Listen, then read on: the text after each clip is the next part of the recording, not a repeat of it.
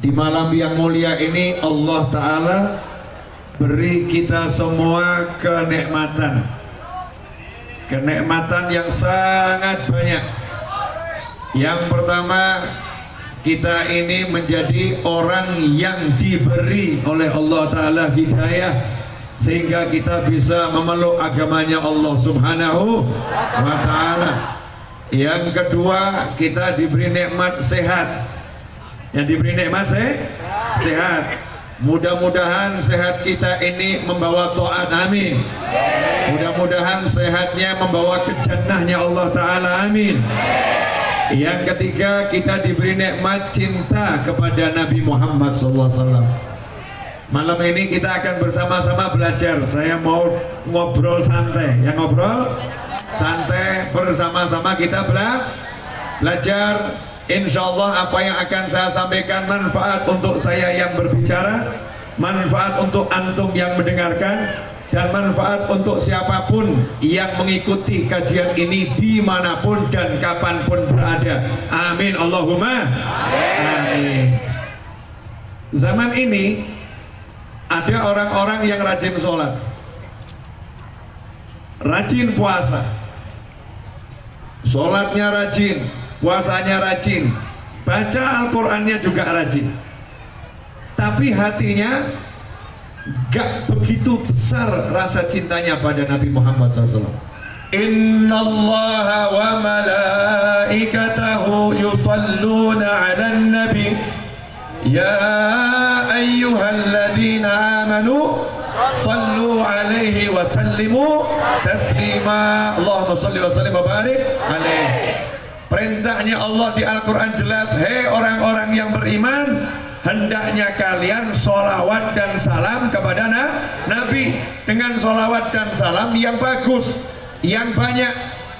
Karena itu kita lihat para sahabat radhiyallahu ta'ala anhum ajmain adalah orang-orang yang hidupnya banyak bersolawat kepada Nabi Muhammad sallallahu alaihi wasallam.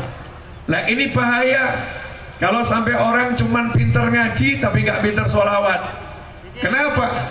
Karena dikhawatirkan nanti pemahamannya tentang ayat-ayat Allah tidak seperti yang dimau oleh Allah. Pemahamannya tentang Al-Quran tidak seperti yang diturunkan kepada Nabi Muhammad sallallahu alaihi wasallam. Karena itu baginda Muhammad sallallahu alaihi wasallam bersabda dalam sebuah hadis, "Adibu auladakum ala thalathi khisal." Di riwayat yang lain, "Allimu auladakum ala thalathi khisal." Atau kama qala sallallahu alaihi wasallam, didiklah anak-anak kalian untuk menyandang 3 hal, untuk paham 3 hal, untuk mengerti 3 hal. Yang pertama, cinta kepada Nabi Muhammad sallallahu alaihi wasallam.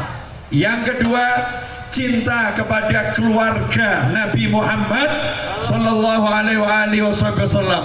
Yang ketiga, membaca Al-Quran. Karena itu kalau dilihat para ajengan, para kiai, para habaib selalu ngajak masyarakat nomor 1 untuk banyak-banyak baca maulid. Ada yang barzanji, ada yang burdah, ada yang simtud duror, ada yang dibak. Kalau di sini biasanya baca maulid apa? Semuanya azab, nah, Syaraful Anam dan lain sebagainya.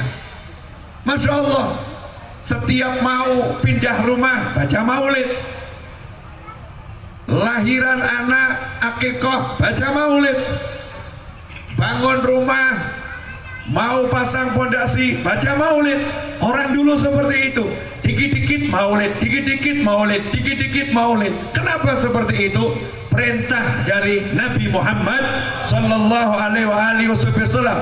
Ajarkan anak-anak kalian nomor 1 cinta pada Nabi Muhammad sallallahu alaihi wasallam. Tapi ibu-ibu, bapak-bapak, rekan remaja, pemirsa dimanapun Anda berada, zaman sekarang ini banyak orang tua yang ditanya siapa ayah dan ibu Nabi, nggak ngerti. Ayah Nabi namanya siapa? Nggak tahu. Ibu Nabi namanya siapa? Nggak tahu. Aktor drama Korea siapa namanya? Tahu. Itu ya, yang main-main film itu siapa namanya? Tahu. Tapi ditanya nama keluarga Nabi Muhammad SAW, pada tidak tahu. Orang dulu kalau punya anak suka memberi namanya Nabi Muhammad SAW. Anaknya dikasih nama Muhammad, dapat anak laki-laki dikasih nama Muhammad, dapat laki-laki namanya Muhammad. Depannya Muhammad, belakangnya siapa? Depannya Muhammad, belakangnya siapa? Anaknya 10, semuanya namanya Muhammad, karena cinta kepada Nabi Muhammad sallallahu alaihi wasallam. Nah, inilah kebanggaan kita tinggal di Indonesia. Indonesia adalah negara orang-orang yang sangat cinta kepada Nabi Muhammad sallallahu alaihi wasallam. Beberapa belas tahun yang lalu saya lihat televisi Palestina. Jadi saya nggak sengaja lagi lihat di parabola itu muncul TV Palestina, lagi ada seorang syekh berceramah, seorang ulama berceramah. Ulamanya cerita tentang perjalanan dia berangkat haji. Coba nih yang sudah berangkat haji angkat tangan. Yang udah berangkat haji, yang udah pernah haji angkat tangan. Yang pengen haji angkat tangan. Yang pengen haji kumpul insyaallah, amin. Gak pakai repot, gak pakai susah. Mudah-mudahan semuanya bisa berangkat haji, amin. Nah, berangkat haji itu nggak butuh uang. Berangkat haji nggak butuh uang, butuh KTP. Punya uang nggak punya KTP nggak bisa buat paspor.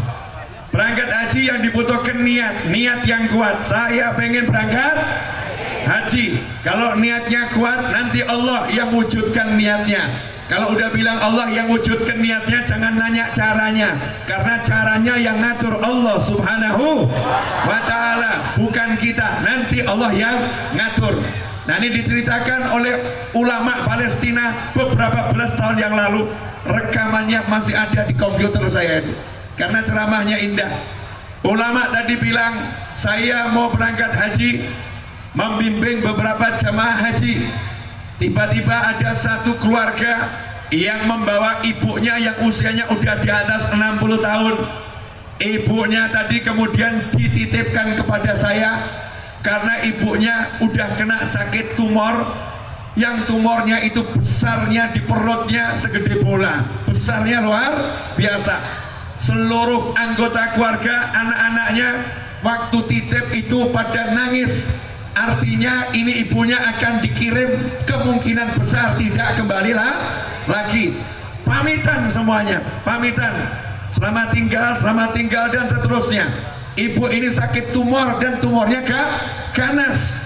Maka berangkatlah kami menunaikan ibadah haji. Begitu kami sampai di Madinah Al-Munawwarah, sampai di kota Nabi Muhammad sallallahu alaihi wasallam, seluruh jamaah istirahat di kamar hotel masing-masing. Saya baru masuk kamar, kata ulama tersebut, tiba-tiba pintu kamar saya diketuk oleh seseorang. Setelah saya buka, saya terkejut karena yang mengetuk adalah ibu-ibu tadi. Ibu-ibu yang sakit tadi, yang lemah, yang kena tumor ganas. Bukan dia istirahat, tapi dia segera keluar dari kamarnya dengan wajah yang betul-betul bersemangat dan mengatakan, tolong antarkan saya ziarah pada Nabi Muhammad SAW. Antarkan saya bertemu Rasulullah Sallallahu Alaihi Wasallam. Sementara yang lain capek lelah, ibu ini tidak tampak lelah, bersemangat. Kenapa? Karena punya rasa rindu yang besar kepada Nabi Muhammad Sallallahu Alaihi Wasallam. Kawan-kawanku yang dimuliakan Allah, kalau seorang yang jatuh cinta, kangen dengan kekasihnya, hujan deras pun akan dia tempuh. Dia nggak peduli yang namanya hujan, dia nggak peduli yang namanya petir, dia nggak peduli yang namanya banjir. Kenapa? Kangen yang luar biasa. Kangen bisa merubah orang yang lemah menjadi kuatnya luar biasa. Orang yang sakit menjadi sehat. Itu baru kangen dengan manusia biasa. Lantas bagaimana dengan orang yang kangen dengan Nabi Muhammad Sallallahu Alaihi Wasallam? Tenang, saya belum ceramah ini ya. Sabar, ini baru mukadimah.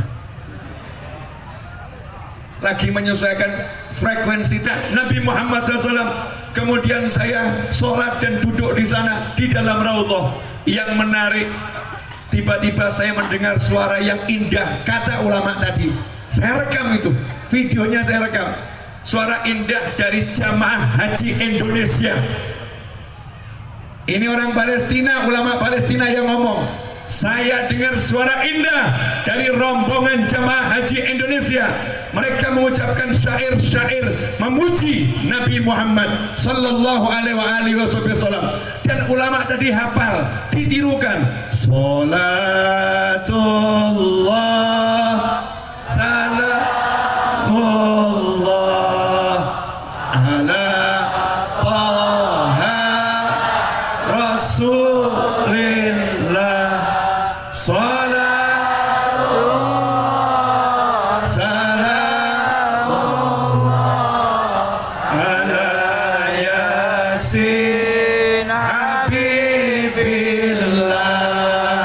Ini suara jamaah haji Indonesia di hadapan Nabi Muhammad Sallallahu Alaihi Wasallam dan ditirukan oleh ulama Palestina. Disampaikan ceramah di Palestina, senang dengan jamaah haji Indonesia. Kenapa? Karena orang-orang Indonesia cinta mati kepada Nabi Muhammad Sallallahu Alaihi Wasallam, Rasulullah. Bapak Ibu sekalian, makanya jangan sampai hilang ini. Jangan sampai anak kita sekarang ini suara lagunya bukan lagi sholatullah salamullah, tapi lagu TikTok yang gak jelas. Lagu TikTok Waliullah, namanya Anton Waliullah, namanya Mahmud Waliullah. Sekarang gimana? Goyang dangdut. Masya Allah.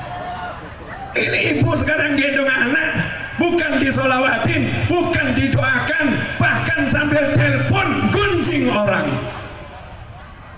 Iya, itu yang kemarin tuh ibu yang satu itu memang nyebelin orangnya.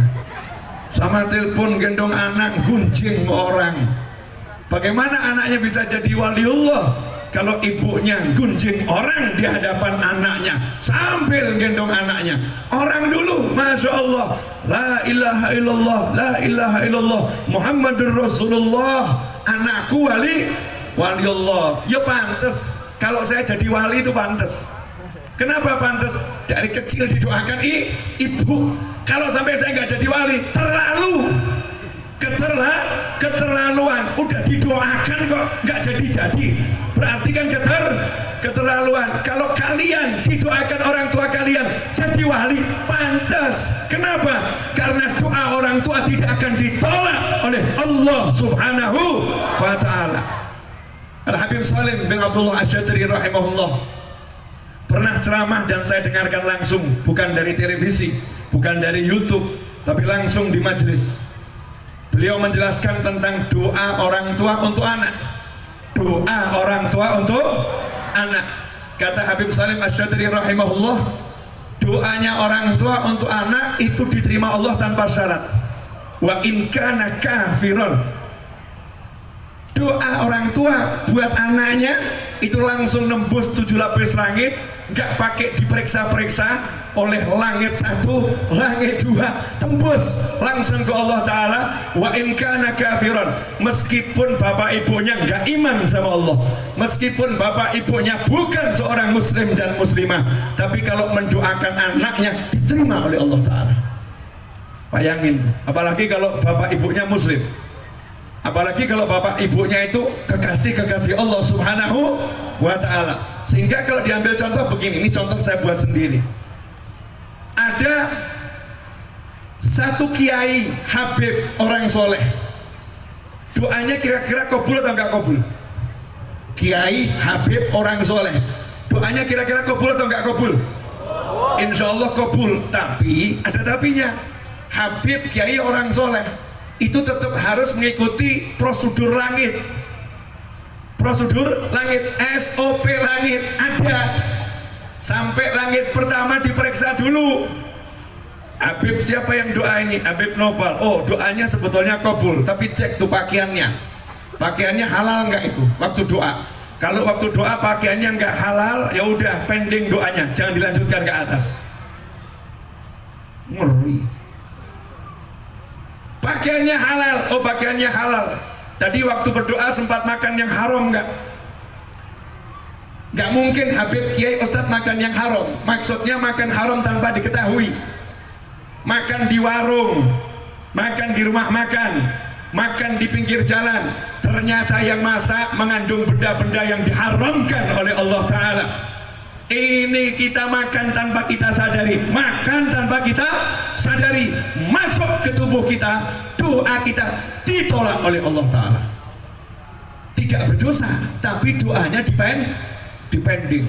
Syarat nembus langit pertama, baru langit pertama ini, belum langit kedua dan seterusnya. Tidak boleh di tubuhnya ada yang haram, harus halal semua. Setelah dicek halal semua, pakaiannya halal, makanannya halal, semuanya halal, naik ke langit kedua.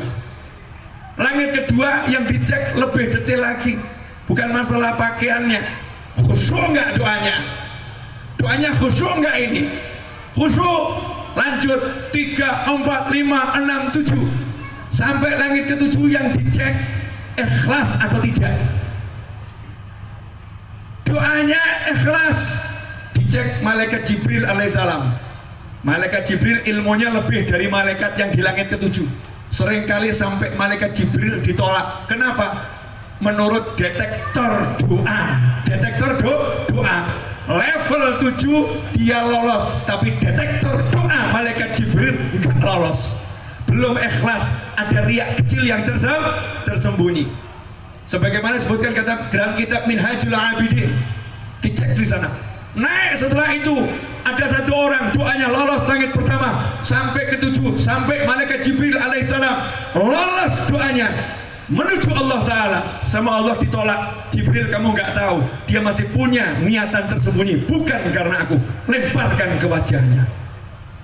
Nggak gampang nih doa sampai diterima Allah Subhanahu wa Ta'ala. Tapi ada satu doa yang nggak pakai dicek. Begitu langit pertama, judul doa siapa? Doa bapaknya, lanjut. Doa siapa? Doa ibunya, lanjut, naikkan. Langit kedua, doa siapa? Bapak ibunya, lanjut, naik ketiga, sampai ke malaikat Jibril alaihissalam. Malaikat Jibril dikasih tahu, doa siapa ini? Doa orang tuanya, lanjut.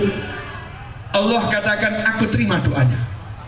Wa in kana kafiran, meskipun yang mendoakan itu orang kafir untuk anaknya. Makanya ibu-ibu hati-hati ya bu, kalau marah sama anak yang bagus ngomongnya. Dulu waktu saya masih kecil, saya ya ketemu ibu-ibu yang marah sama anak. Kalau ditanya gimana anaknya, anak itu pinternya luar biasa. Pinternya luar biasa. Anaknya lari, gelas kesenggol, pecah gelasnya. Vas bunga yang mahal, pecah vas bunganya. Ibunya gak mengatakan anak kok tingkahnya seperti kambing, seperti kuda, enggak. Anak kurang ajar, enggak. Yang muncul kalimat adalah anak pinter, anak soleh, anak pinter, anak soleh. Walaupun marah, yang keluar doa yang baik. Sekarang Masya Allah, ibu-ibu kalau marah sama anak gimana? Bahasa Sundanya gimana? Masya Allah, keluar kalimat-kalimat indah. Betul adik-adik? Nih korbannya ngaku. Korbannya ngaku. Keluar kalimat-kalimat indah dari orang tua, sehingga anak ini secara tidak langsung yang membuat anak itu rusak. Nomor satu, doa buruk dari orang tua. Naudzubillah min dzalik.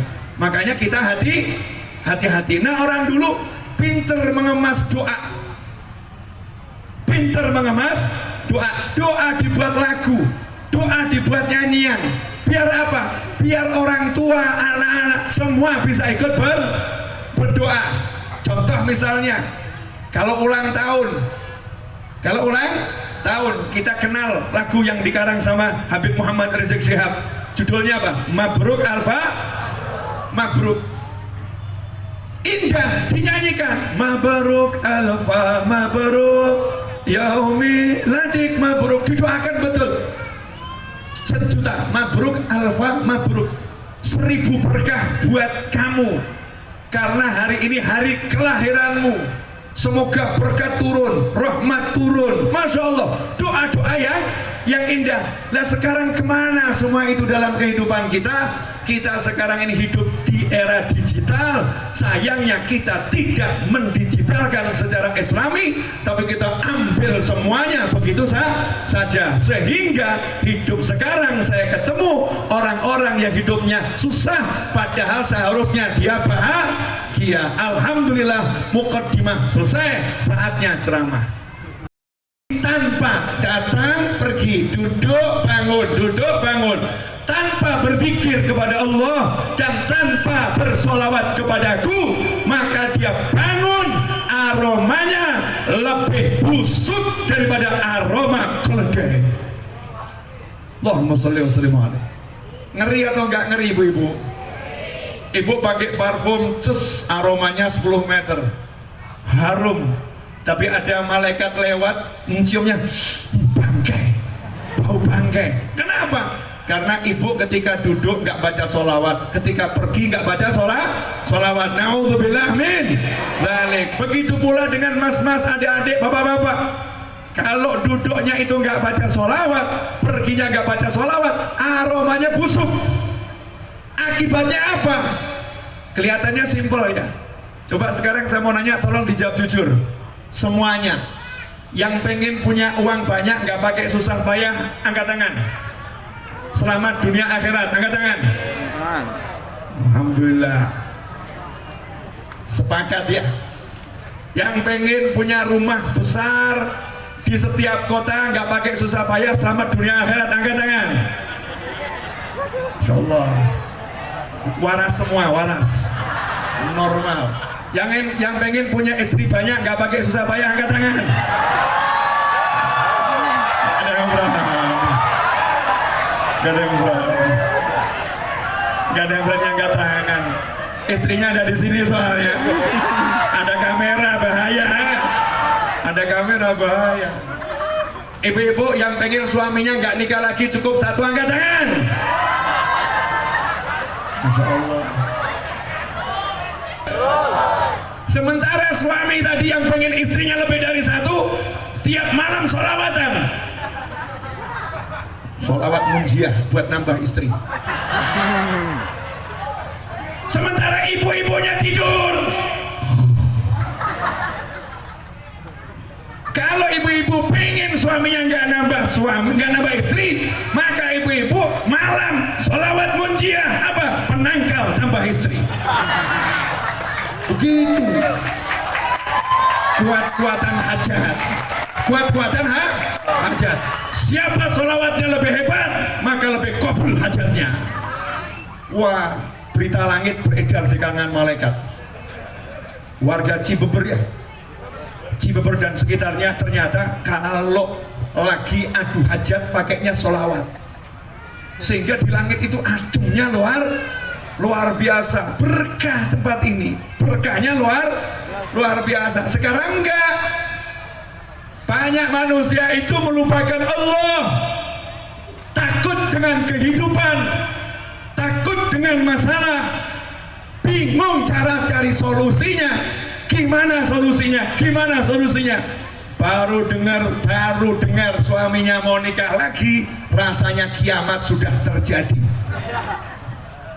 Baru berita nggak jelas ya, rasanya kiamat sudah terjadi. Seakan-akan Allah itu nggak ada, seakan-akan dia nggak punya Tuhan lagi, seakan-akan suaminya itu udah Tuhan yang bisa berbuat sesuka maunya sendiri, seakan-akan jagat raya nggak ada yang mengendali, seakan-akan dia bisa berbuat sesuai kehendak hati. Masya Allah, na'udzubillah min dzalik. Beda dengan muslimah yang hatinya sudah la ilaha illallah Muhammadur Rasulullah. Ini ada cerita nih, boleh saya cerita? Biasanya kalau urusan begini diceritakan semua pada melek. Pemirsa mohon maaf saya bawa cerita ini karena ini tengah malam di sini ya. Itu ada suami istri, semuanya dosen, orang Jawa Barat, dosen dua-duanya, orang Jawa Barat. Istrinya ahli zikir, suaminya ahli zikir. Suatu hari istrinya ngomong ke suami, jangan ditiru ya ibu, please jangan ditiru, bukan makommu, belum pangkatnya. Ini ibu yang satu ini memang lain, ahli zikir. Dia bilang ke suaminya, sayang, tolong bersihkan hatiku. Suaminya nggak nanya, gimana caranya aku bersihkan hatimu? Dijawab sama istrinya, aku masih punya rasa takut pada selain Allah. Aku teriak-teriak la ilaha illallah, la ilaha illallah, tapi aku punya rasa takut pada selain Allah. Rasa takut bagaimana?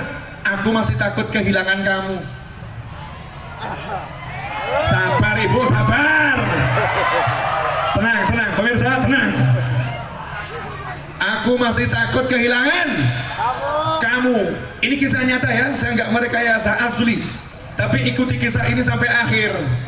Karena kalau tidak sampai akhir terjadi salah persepsi, bahaya. Ya, sabar bu, ini cerita indah luar biasa. Silahkan nanti dipraktekkan secara detail sampai akhir. Jangan sepotong-sepotong. Subhanallah. Suaminya ngomong, enggak, aku nggak mau nambah istri, because I love you. So sweet, so sweet. Ya, just you are the one. Hanya kamu, cuman kamu satu-satunya yang ada dalam hatiku. Aku nggak mau cari yang lain, entah jujur, entah dusta, wallahu a'lam. Yang jelas yang muncul seperti itu. Istrinya ngomong, kalau kamu cinta sama aku, tolong kamu nikah lagi, biar aku mampu menghilangkan rasa takut ini dari hatiku. Pucuk dicinta, ulam pun tiba. Harapan tersembunyi dalam hati pun diungkapkan oleh sang istri. Maka yang terjadi saudara-saudara, kayak wayang ya. Yang terjadi, istrinya carikan istri untuk suami. Ini kisah nyata, sabar, belum selesai. Sabar. Hasilnya ditanya sama istrinya, mau nggak yang ini, mau nggak ini, dipilihkan, suruh milih gitu ya, dikasih pilihan, bukan dipilihkan satu, enggak, yang ini. Akhirnya suaminya, udah terserah kamu yang mana. Enggak, kamu yang suka yang mana, ya udah yang itu. Dipanggilkan penghulu, panggilkan saksi, panggilkan keluarga, dibuat pesta pernikahan kecil-kecilan. Istrinya nunggu di situ, nggak pergi pegang tasbih. Hasilnya apa? Penghulu mengatakan, ya sebentar lagi kita akan menyaksikan pernikahan Fulan bin Fulan dengan Fulanah binti Fulan, bla bla bla bla bla bla. Begitu calon mertua itu mengulurkan tangan, suaminya bilang, maaf pak, batal, saya nggak jadi nikah. Batal, mohon maaf saya nggak bisa nikahin. Semua bingung tuh ya. Wong calonnya ya cantik, menyenangkan, istrinya ridho, kok batal. Akhirnya untuk yang kedua kali dipaksa sama istrinya, bersihkan hatiku, belum bersih hati.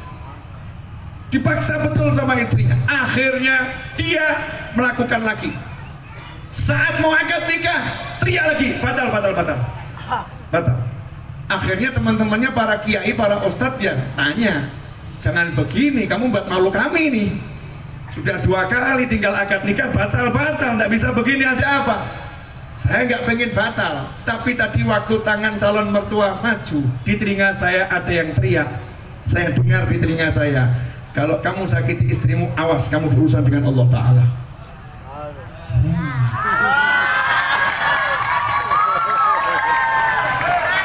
Malam ini teman saya banyak ya, bukan di situ.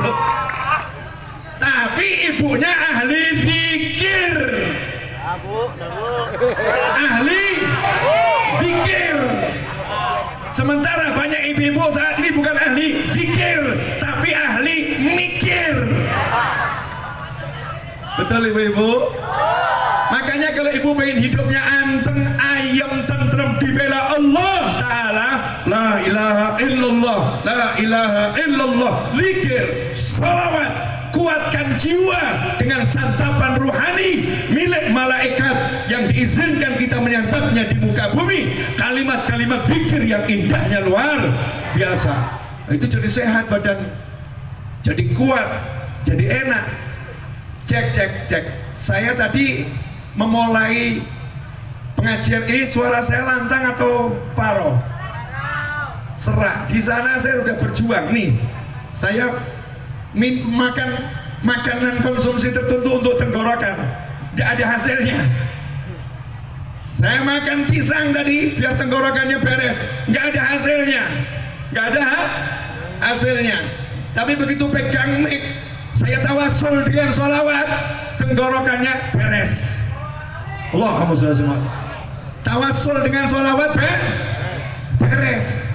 Nah zaman sekarang ini banyak orang bingung. Kenapa bingung? Karena punya Allah seperti nggak punya Allah, punya Nabi seperti nggak punya Nabi. Laqad kana lakum fi Rasulillahi uswatun hasanatun liman kana yarjullaha wal yawmal akhir wa dzakarallaha katsira.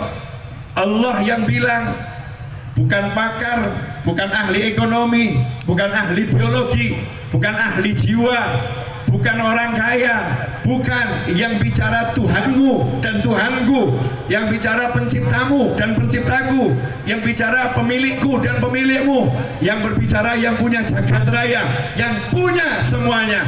Saya mau nanya pada seluruh hadirin, ini pertanyaan selalu saya sampaikan hampir di setiap pengajian yang saya selenggarakan di masa offline. Kan saya baru aja offline, 2 tahun saya online.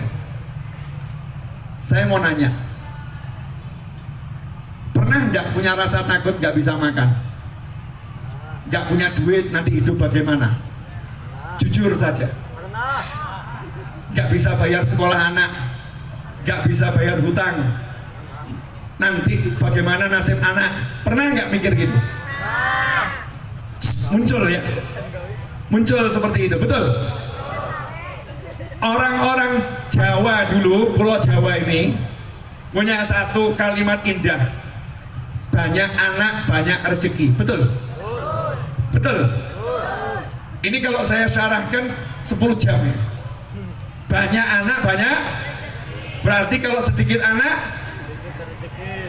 sedikit rezeki.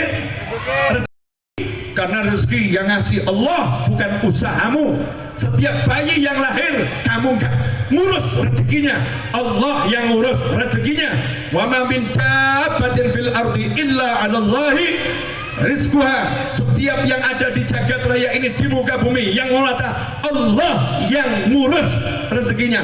Allah, kalau udah dibilang Allah itu artinya Allah yang ngurus, Allah yang ngurus. Kalau orang Arab bilang ale, urusanku, tanggung jawabku, itu tanggung jawabku. Kalau misalnya kita masuk di rumah makan sama beberapa orang, giliran bayar ada yang bilang ale, berarti yang bayar aku, yang ngurusin aku. Tenang saja kita, karena dia udah jamin aku yang bayar, dan Allah udah jamin siapapun makhluknya di muka bumi, aku yang urus rezekinya. Jadi kalau kita masih bingung rezeki anak-anak kita, berarti kita tidak percaya kepada Allah Ta'ala. Ngeri atau enggak ngeri? Makanya itu la ilaha illallahnya dikuatin, la ilaha illallah. Para kiai kan ngajak begitu, para ulama ngajak begitu. Kenapa diajak ngucap la ilaha illallah, la ilaha illallah? Ini bukan sekedar kalimat, ini kalimat yang luar biasa. Gak punya kalimat ini gak bisa masuk surga. Gak punya kalimat ini gak bisa masuk surga. Kalau kalimat ini udah nempel di hati, menghunjam di dalam jiwa, maka gak ada yang ditakutkan dalam kehidupan. Gak takut miskin, gak takut susah, gak takut gak bisa. Yakin pasti Allah akan beri solusi, Allah akan kasih jalan keluar. Nah gimana caranya dapat? Nih mulai ceramah sekarang, boleh kan? Dari tadi belum ceramah. Adik-adik, saya mau nanya. Kalau Allah ngajarin, kalau gak punya duit, minta sama aku. Gak punya rumah, minta sama aku. Gak punya mobil, minta sama aku. Karena engkau punya aku yang punya jagat raya. Selesai. Asik atau gak asik, Bu? Asik. Jadi ini tadi kiai tadi mulai ngomong sama istrinya. Ini tadi saya lagi mewakili kiai ya. Kiai menceramahi salah satu istrinya. Karena biasanya kiai punya banyak, kecuali yang istrinya cuma satu. Ibu-ibu kenapa lihat saya dengan senyum-senyum yang gak jelas? Di kanan saya ini banyak kiai, tapi istrinya cuma satu yang saya tahu. Alhamdulillah. Hah? Lanjut, boleh lanjut. Pengen rumah. Ini yang saya sampaikan bukan teori ilmu praktek. Saya udah praktekkan berkali-kali dan saya nggak akan lelah praktek. Mulai ngomong sama istrinya mulai sadar, oh ya maaf Pak, betul-betul ya. Kita ini punya Allah kok mengandalkan usaha. Ya, punya Allah kok mengandalkan usaha. Memang kita harus berusaha, tapi jangan pernah ngandalin usaha, yang diandalkan Allah Subhanahu wa ta'ala. Maka mulailah istrinya nanya sama suaminya, terus gimana caranya minta sama Allah? Caranya minta bagaimana? Maka dijawab sama suaminya, gampang. Cara minta paling gampang itu lewat Nabi Muhammad sallallahu alaihi wasallam. Maaf, ini rahasia, tolong jangan di-share. Nanti kalau di-share banyak orang hidupnya enak. Ini rahasia, ini setan-setan mulai berkeliaran di dekat sini, berusaha menjangkau kepala bapak dan ibu masing-masing untuk membatalkan apa yang akan saya ajarkan. Mulai bekerja setan, karena bahaya nih, buat setan bahaya. Kalau orang paham semua ini, Masya Allah, hidupmu akan indah, enak, gak ada susah.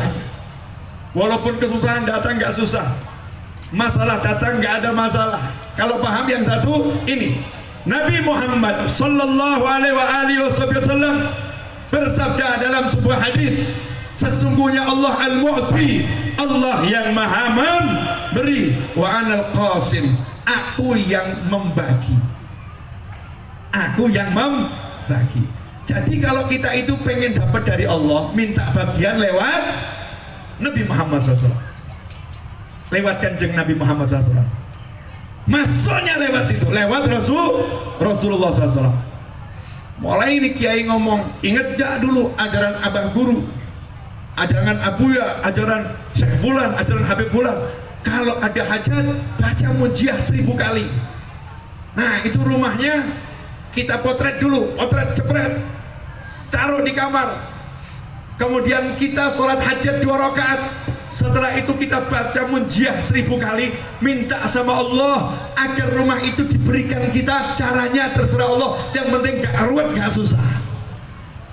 Masya Allah, istrinya semangat, ngomong sama suaminya, Pak, 1000 kalau diangsur boleh enggak? 1000 diangsur boleh enggak? Suaminya jawab, saya dengar ceramah Habib Novel, kalau sholawatnya diangsur nanti hajatnya juga diangsur. Kalau sholawatnya diangsur nanti hajatnya juga diangsur. Enggak Bu, kita enggak akan angsur, bayar tunai. Caranya gimana? Kunci kamar, matikan handphone, buat harum-haruman, keharu, ukup, semuanya yang harum-harum, pengharum ruangan, pakai baju serba putih yang wangi. Kita akan panggil Nabi Muhammad SAW. Ya Nabi salam, ya Rasul salam, ya Habib salam alaika, salawatullah alaika. Allahumma sholli wa sallim alaihi. Panggil Rasulullah. Begitu sholawat ini jalan dari Cibeber menuju Madinah Al-Munawwarah, tahu enggak kecepatannya? Kecepatan sholawat berjalan.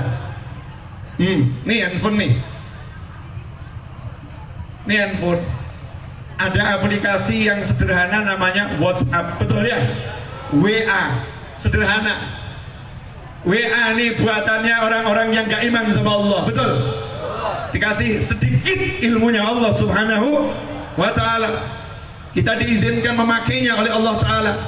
Kita kirim pesan WhatsApp, saya ada di Cibeber, kirim pesan WhatsApp ke anggota grup di rumah saya yang ngurusi pondok saya kirim sama grup santri tersebut, bersihkan musola, klik klik, begitu klik langsung klik sampai di sana, betul atau betul? Klik klik klik klik, padahal ini sinyal Cibeber sampai sinyal Solo baru 4G, belum sampai 5G. Sinyalnya 4G, belum 5G. Tahu nggak kalau sinyalnya sholawat? Sinyalnya sholawat itu namanya sinyal ruhiyah. Sinyal ruhiyah. Ruhital, ruh digital. Ruhital, ruh digital. Hati, begitu hati ini menyapa Nabi, sholawatnya belum sampai, hatinya udah sampai pada Nabi Muhammad SAW. Allahumma shalli alaihi. Dan tahu nggak kekuatan ruh Nabi Muhammad SAW? Belum kita ngungkapkan cinta, Nabinya masih hidup, sudah dijawab. Shallu ala Nabi. Antum di Cibeber, saya di Cibeber, yang di Solo, yang di Jakarta, yang di Palembang, yang di Bandung, yang di mana-mana, belum mengucapkan rindu pada Nabi, sudah dijawab Nabi saat hidup sallallahu alaihi wasallam. Wa syauqah, wa syauqah, wa syauqah. Nabi udah mendengar sebelum kita lahir. Kekuatan ruh Nabi Muhammad SAW bisa menangkap sinyal orang-orang yang belum dilahirkan. Sungguh aku rindu, sungguh aku rindu, sungguh aku rindu pada saudara-saudaraku. Sahabat nanya, siapa mereka ya Rasulullah? Rasul menjawab, orang-orang yang akan lahir setelah aku wafat, tidak pernah melihat aku, tidak pernah mendengar suaraku. Mereka rela mengorbankan apapun demi sekali memandang wajahku. Sallu ala Nabi. Allahumma shalli alaihi. Jadi ini kekuatan yang luar biasa. Begitu salawat ini dibaca, Allahumma sholli ala sayyidina Muhammadin wa ala ali sayyidina Muhammadin, salatan tunjina biha min jamil ahwali wal afat wa taqbilana biha jamil hajat wa tutahhiruna biha min jamil sayiat wa tarfa'una biha indaka ala darajat wa tuballighuna biha aqsal ghayat min jamil khairat fil hayati wa ba'dal mamat. Dibaca 1, 2, 3. Ini salawat datang pada Nabi SAW. Apa jawabannya Rasulullah? Salawatku juga untukmu, salamku juga untukmu. Ternyata sholawat ini bukan sekedar sholawat, bawa doa. Proposal di balik sholawat. Ada proposal di balik sholawat. Dibuka bungkusnya oleh Nabi Muhammad SAW. Sholawat ini isinya apa? Sholatan tunjina biha min jamil ahwali wal afat. Ya Allah, aku kirimkan sholawat untuk Nabi Muhammad SAW. Sholawat yang dengan sholawat tersebut akan diselamatkan dari segala bencana dan musibah. Di antara kalimat sholawatnya, wa tabdilana biha jami'al hajat, dan berkat sholawat tersebut engkau ya Allah akan wujudkan seluruh hajatku. Seluruh hajatku. Jadi rumah tadi cuma salah satu hajat, 1000 kali. Maka malaikat wilayah Cibeber pada kumpul. Dengar ada sholawat, nggak ada malaikat diam. Malaikat khusus sholawat, innallaha wa malaikatahu yusalluna ala nabi ya ayyuhalladzina amanu sallu alaihi wa sallimu taslima. Allahumma shalli alaihi. Ini malaikat yang diperintah sholawat ini, wilayah Cibeber begitu dengar ada orang sholawat, langsung pada ngumpul malaikatnya. Kemudian manggil yang lain, sini. Sholawat, malaikatnya ikut sholawatan. Setelah itu malaikatnya ikut menyampaikan ke langit. Orang ini minta rumah ternyata. Orang ini ternyata minta rumah. Begitu naiknya ke langit, pintu pertama bawa sholawat. Yang jaga pintu langit nanya, siapa itu yang masuk? Doa siapa? Jawabannya sholawat. Kalau sholawat tidak boleh ditanya, langsung naik langit kedua. Kalau sholawat tidak boleh ditanya, langsung naik langit ketiga. Kalau sholawat gak boleh ditanya, langsung naik langit 7. Sholawat gak boleh ditanya, begitu ini sholawat, malaikat Jibril pun akan ikut sholawat. Shallu ala Nabi, Allahumma sholli alaihi. Malaikat lihat ini doa dibungkus sholawat, malaikatnya ikut sholawat. Maka Allahnya begitu terima sholawat, Allahnya langsung jawab, untukmu juga sholawatku 10 kali. Rahmatku, ampunanku, ku naikkan derajatmu. Rahmatku, ampunanku, ku naikkan derajatmu. Maka ketetapan Allah ini disampaikan kepada seluruh makhluknya Allah. Malaikat Jibril ngomong kepada malaikat langit yang ke-7, 7 ngomong ke-6, 6 ke-5, terus sampai yang di langit paling bawah ngomong kepada bumi. Bumi pun, pohon, tetumbuhan, semuanya ngomong, Allah sayang sama dia, Allah rahmati dia, Allah ampuni dia. Maka saat itulah semua yang di alam bekerja mewujudkan hajat. Oh, itu nanti caranya macam-macam, aneh-aneh. Udah usah saya jabarkan, ini rahasia. Nanti kalau dijabarkan banyak yang seneng. Nanti banyak yang senang. Paham ibu-ibu? Nanti ibu-ibu pahamkan anaknya ya. Makanya sekarang kalau punya hajat gak usah sholawat. Nah, ini sekarang saya akan bahas tentang orang tua. Saya ini Novel bin Muhammad Al-Idrus, yang lebih dikenal orang dengan nama Habib Novel. Disuruh pulang sama ibu saya, pulang, gak usah mondok lagi. Saya nurut sama ibu saya gak mondok. Nah, di Solo kebetulan ada almarhum Habib Muhammad Anis bin Alwi Al-Habsyi, Habib Anis Al-Habsyi Solo. Saya cuman dari rumah ikut majelis beliau, mondar-mandir, rumah majelis beliau, sampai beliau wafat 10 tahun saya mondar-mandir, ikut belajar pada Habib Anis. Itu saya lakukan semua karena apa yang mau ibu saya. Saya nggak boleh kuliah, yang larang ibu saya. Saya di pondok disuruh pulang, yang nyuruh pulang ibu saya.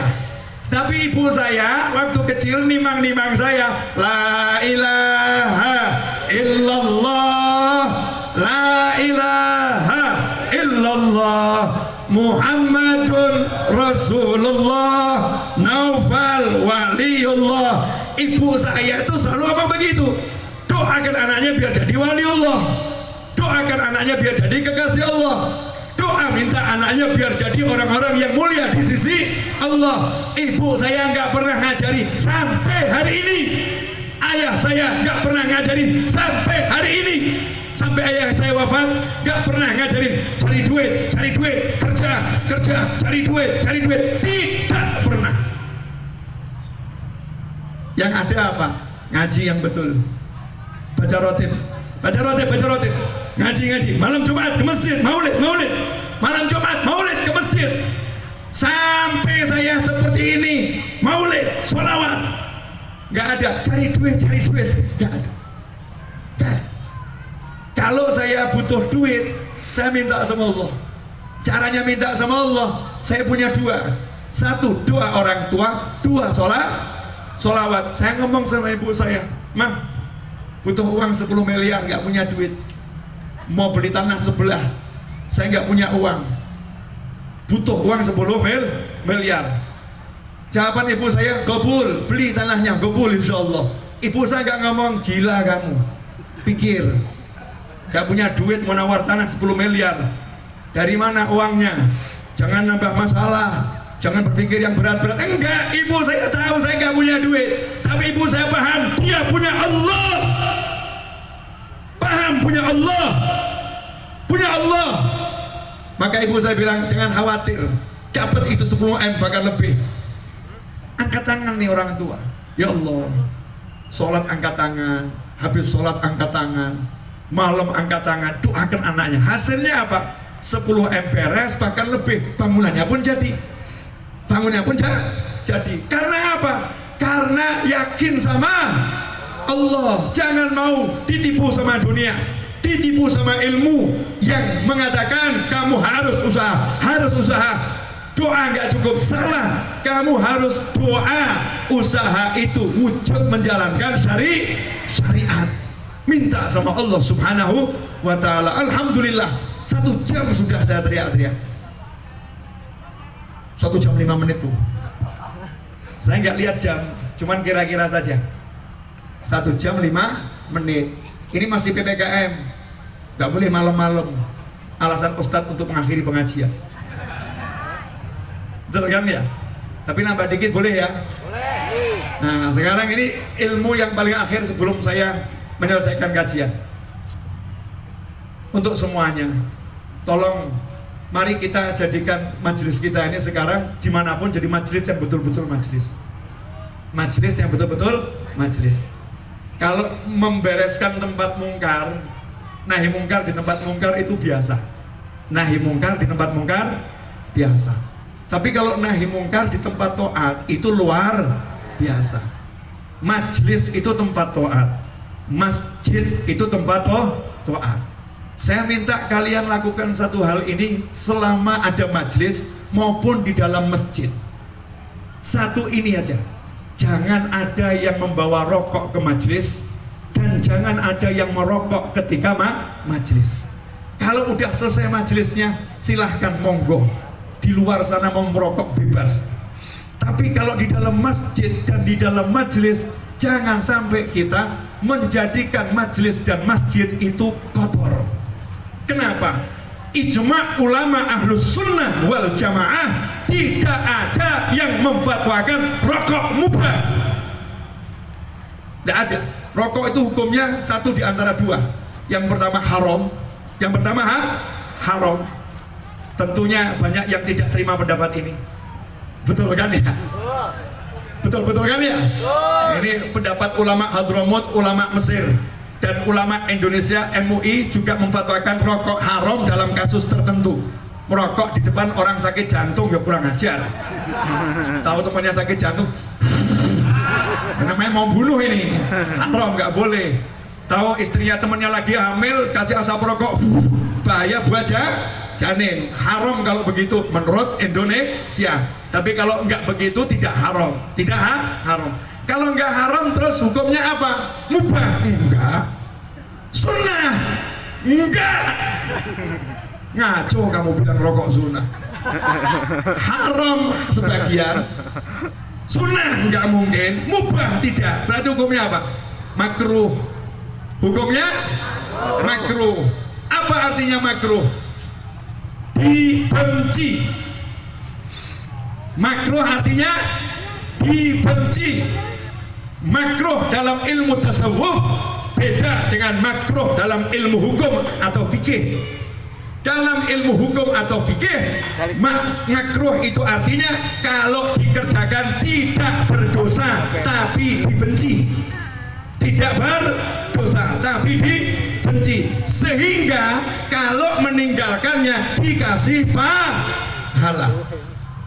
Dikerjakan tidak berdosa, ditinggalkan dapat pahala. Itu namanya makruh. Sepakat semuanya? Sepakat semuanya? Sepakat. Kalau dalam ilmu tasawuf ngeri. Makruh itu kalau dikerjakan terhijab dari Allah Ta'ala. Dibenci, terhijab, nggak bisa mukasyafah, nggak bisa merasakan ladzahnya to'ah. Ini ilmu ya. Ini bicara ilmu. Sementara rokok itu di antara 1 dan 2 makruh atau haram. Maka kalau kita merokok, silahkan yang merokok, tapi tolong jangan dibawa masuk ke dalam masjid. Masjid itu rumahnya Allah. Kalau bukan kita yang memuliakan, siapa yang akan memuliakan? Masjid itu rumahnya Allah. Kalau bukan kita yang mengagungkan, siapa yang akan mengagungkan?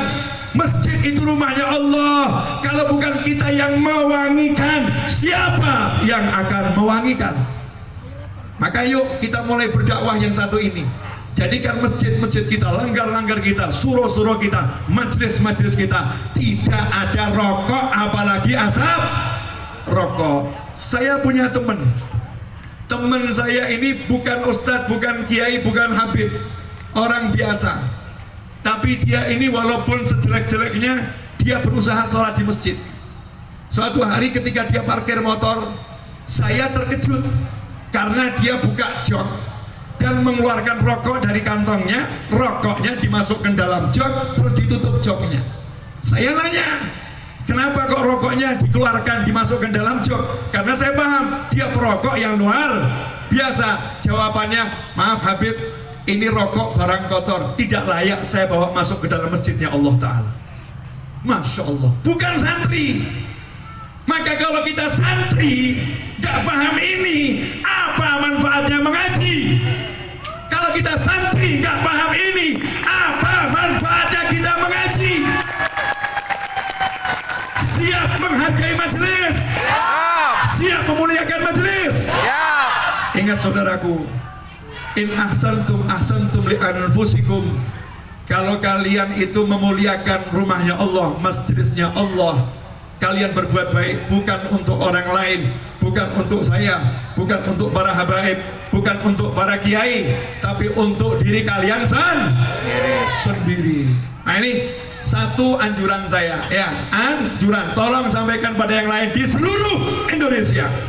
Jadi kita paham, karena nggak mungkin tempat-tempat mungkar dirubah jadi baik. Kalau di tempat baik masih ada kemungkaran, nggak mungkin. Rahmat Allah nggak akan turun di tempat-tempat yang jelek kalau kita yang baik-baik masih mungkar di tempat yang baik. Maka ayo kita mulai dari diri kita sendiri sebelum nunjuk-nunjuk orang lain. Yang kedua, sehebat apapun kamu ibadah, sehebat apapun kamu beramal, tidak akan diterima oleh Allah kalau kamu durhaka pada orang tuamu. Yang muda-muda ini, jangan pernah ada yang keluar dari rumah untuk alasan apapun tanpa izin orang tua. Kalau belum ketemu orang tuanya, belum dapat izin, jangan keluar dari rumah. Minta izin orang tuamu, ibumu, bapakmu, ngomong, ayah, ibu izin, saya mau hadir majelis di alun-alun. Ayah, ibu izin, saya mau pergi ke rumah Pak Alik, Pak Dibule. Saya akan pulang jam sekian. Hargai orang tuamu. Kalau engkau tidak menghargai orang tuamu, tidak ada harga dirimu di hadapan Allah Subhanahu wa Ta'ala. Ridhallah fi ridhal walidain wa sukhtullah fi sukhtil walidain. Ridhonya Allah bergantung pada ridhonya orang tua. Marahnya Allah bergantung pada marahnya orang tua. Saya tidak ada yang saya banggakan kecuali kalau ibu saya bilang, aku senang sama kamu. Saya mau ceramah yang datang itu ribuan, nggak ngurus. Sorry bro, subscriber YouTube saya 701.000 hari ini. Bukan sedikit. Bangga saya? Enggak bangga. Saya ceramah didengarkan ratusan ribu orang, bangga? Enggak. Yang buat saya bangga kalau bapak saya di alam kubur lihat saya malam ini tertawa. Itu yang buat saya bangga. Yang buat saya bangga kalau ibu saya dengar anaknya lagi ngajarkan sholawat, ibu saya senang. Itu yang buat saya bangga. Jadi ayo, bahagiamu tuh di orang tuamu. Tuh suami istri tuh. Banyak sekarang suami yang kurang ajar sama mertua.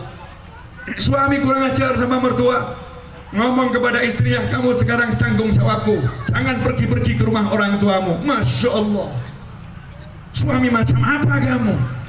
Anak yang dikandung 9 bulan, melahirkan, dikorbankan nyawanya, dipertaruhkan untuk istrimu, tapi kamu melamar dengan uang yang sedikit, habis untuk pesta pernikahan. Begitu dia diserahkan padamu, kamu larang ke rumah mertuamu, kamu larang ke rumah orang tuanya. Ikhwani, bukan begitu caranya. Tanggung jawabmu artinya bukan tanggung jawab orang tuanya lagi. Di hadapan Allah kamu yang bertanggung jawab nanti. Kamu akan ditanya tentang surga dan nerakanya. Tapi kamu nggak boleh jadikan anaknya putus hubungan dengan orang tuanya. Wa in kana kafiran, meskipun orang tuanya kafir, kamu harus sambung silaturahmi dengannya. Orang tua. Ini juga ini kadang-kadang masya Allah istri-istri hadir gak? Ngomong sama suaminya, kamu pilih mana? Aku atau orang tuamu? Istri jahanam yang seperti ini. Na'udzubillah min dzalik. Kamu pilih mana? Aku atau orang tuamu? Istri macam apa ini yang mengajarkan suami durhaka sama orang tua? suami, tapi jangan kemudian radikal. Jangan ngomong aku pilih orang tuaku, sana kamu pergi. Radikal banget. Jadi suami harus cerdas. Sayang, aku pilih kamu, tapi aku lebih pilih orang tuaku. Aku pilih kamu, tapi aku lebih pilih orang tuaku. Aku akan bahagiakan orang tuaku demi membahagiakan dirimu. Karena tak ada kebahagiaan di antara kita tanpa ridho dari Allah Ta'ala. Dan Allah hanya akan ridho kalau aku bisa jadi anak yang bekti sama orang tuaku dan orang tuamu yang sekarang menjadi orang tuaku. Mari kita bangun rumah tangga dengan mengabdi kepada keempat orang tua. Keren. Siap ibu-ibu? Siap? Nah ini calon-calon menantu. Calon-calon menantu, jadilah menantu yang bekti sama orang tua dan mertua. Gak ada barokahnya, mau duitnya banyak, mau pangkatnya tinggi, gak ada berkahnya. Tahu nggak kenapa Presiden RI mendapatkan jabatan presiden? Salah satu yang saya tahu karena dicintai oleh ibunya. Ibunya setiap hari semasa hidupnya baca Al-Fatihah 100 kali agar anaknya selamat hajat dunia akhiratnya. Ini orang nggak pada ngerti ini. Ini amalannya Imam Ghazali. Al-Fatihah 100 kali.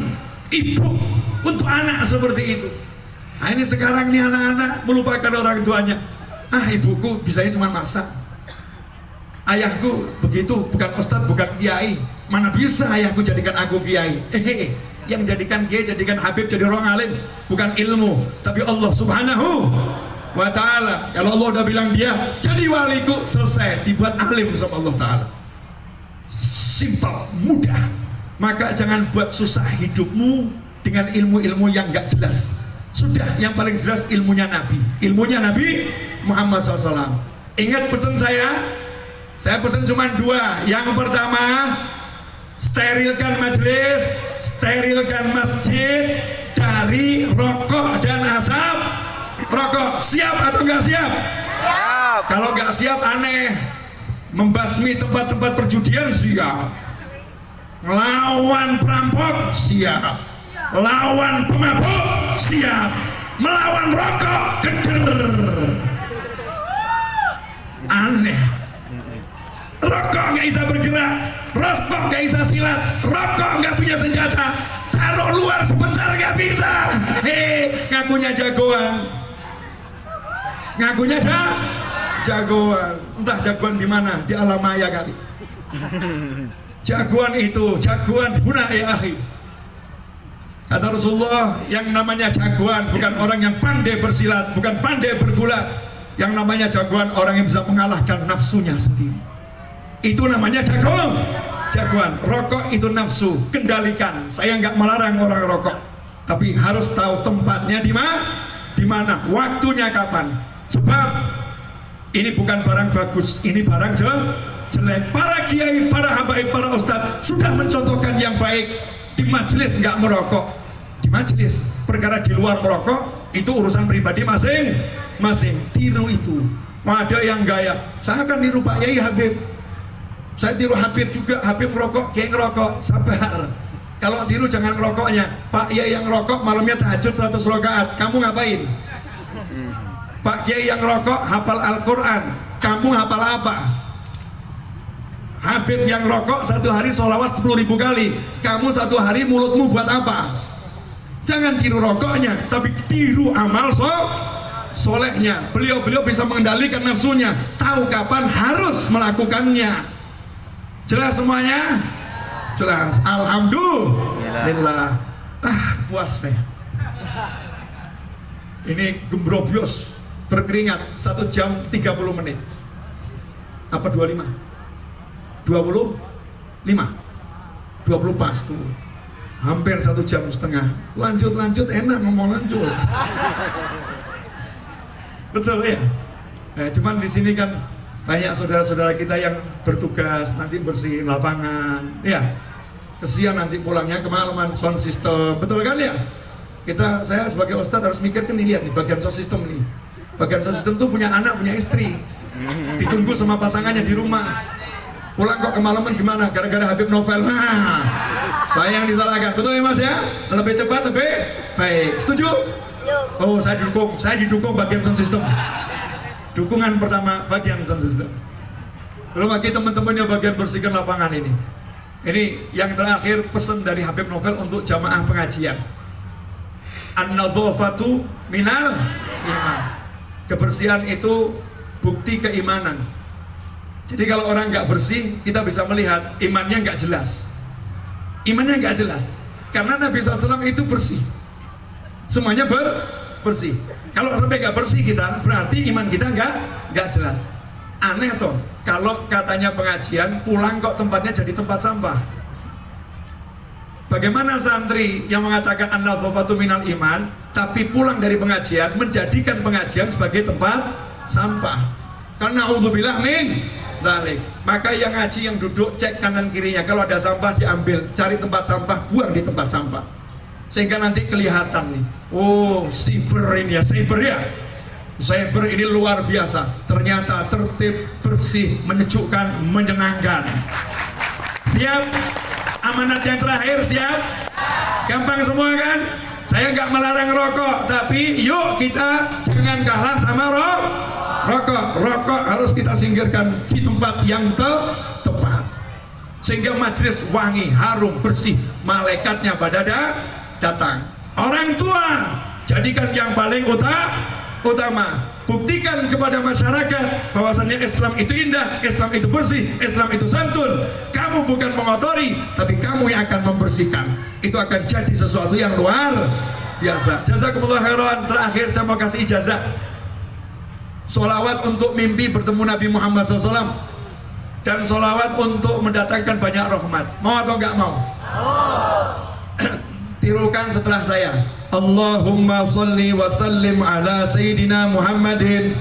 Allahumma sholli ala Sayyidina Muhammadin Wa ala ali Sayyidina Muhammadin. wa ala ali Sayyidina Muhammadin Miftahi babi rahmatillah. Iftahi bi rahmatillah Adada ma fi ilmillah. adada ma fi ilmillah Salatan wa salaman salatan wassalaman daimaini daimaini bidawami mulkillah. idamukillah. Coba kita bersama-sama. Allahumma sholli wa sallim ala Sayyidina Muhammadin wa ala ali Sayyidina Muhammadin. Miftahi babi rahmatillah. Adada ma fi ilmillah. Salatan wa salaman daimaini bidawami mulkillah. Baca itu terserah berapa kali, tapi jangan lupa sholawat pagi dan sholawat sore. Tanya sama keluarganya, istrinya, suaminya, anaknya, pagi udah sholawat pagi belum? Kita diperintahkan Nabi setiap pagi sholawat 10 kali. Kalau sore tanya anak, istri, suami, udah sholawat sore belum? Jangan cuma nanya udah sarapan belum, udah mandi belum? Enggak, udah sholawat pagi belum, udah sholawat sore belum? 10 di pagi hari, 10 di sore hari. Rasul menjamin SAW, siapa yang pagi sore sholawat 10 kali di pagi, 10 di sore, dia pasti dapat syafaat Nabi Muhammad SAW. Jadi kita bekali anak-anak kita pagi sholawat 10, sore sholawat 10, sholawatnya bebas terserah. Sebagai penutup, karena alhamdulillah jaminan dari Nabi Muhammad SAW, doa saya malam ini kabul. Pasti pada melotot, wah Habib ini aneh-aneh, bilang dapat jaminan dari Nabi. Nabi udah jamin kurang lebih 1400 tahun yang lalu. Doa Habib Novel malam ini kabul. Kok bisa? Iya, karena Nabi SAW bersabda, doaul musafir mustajab. Nabi bersabda doanya musafir mustajab. Saya seorang musafir, sudah dijamin Nabi, doa saya pasti kabul, nggak akan diperiksa di langit pertama. Ini hebatnya musafir ya, doanya nggak diperiksa. Nah kalian kan bukan musafir, ngaminin aja. Siapa ngaminin sama dengan yang berdoa. Siap berdoa bersama? Nah urusan doa saya mau duduk.